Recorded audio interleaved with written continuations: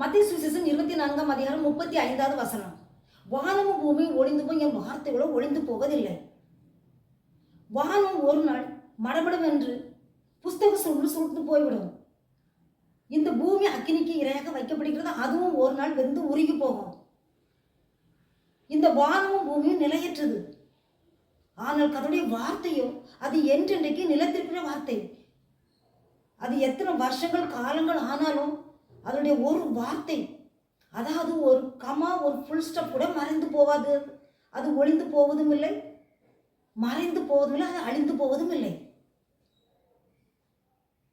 கர்த்தருடைய வார்த்தை ஒவ்வொருவருக்குமே ஆவியின் ஜீவனும் உள்ளதாயும் இருபுறமும் கருக்குள்ள பட்டயம் போன்றதாயும் ஒவ்வொரு ஆத்மாவையும் உயிர்ப்பிக்கிறதாயும் பலன் உள்ளதாயும் விடுவிக்கிறதாயும் ஆத்மாவை ஆற்றி தேற்றி நடத்துகிறவரமாய் இருக்கிறது. இயேசு கிறிஸ்துவே சொன்னார், நீங்கள் என்னிலும் என் வார்த்தை உங்களிலும் நிலைத்திருந்தால் நீங்கள் கேட்டுக்கொள்வது எதுவோ அது உங்களுக்கு செய்யப்படும் என்று. பிரியமானவர்களே, என்றென்று நிலைத்திருக்கிற இந்த வார்த்தையை நீங்கள் உறுதியாய் பற்றி பிடித்துக் கொள்ளுங்கள்.